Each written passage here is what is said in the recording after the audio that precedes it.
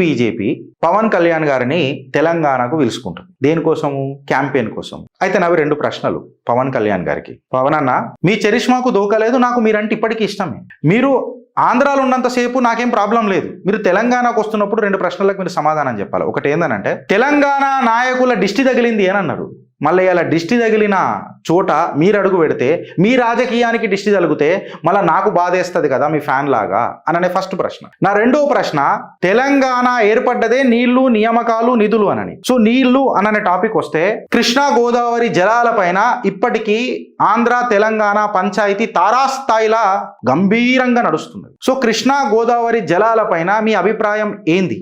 నేనేమంటున్నా అంటే, తెలంగాణ యొక్క నీళ్ల హక్కు మీద ఆయన వైఖరి చెప్పాలా? బనకచర్ల జస్టిఫైడా కాదా? మిగులు జలాలు ఏపీ రీఆర్గనైజేషన్ యాక్ట్లో ఉన్నాయా? గోదావరి వాటర్ ట్రిబ్యునల్లో ఉన్నాయా? కృష్ణమ్మ గోదారమ్మ యొక్క ఆశీర్వాదము ఏ రకంగా ఉండబోతున్నది అని అనే పంచాయతీ మాట్లాడాలి.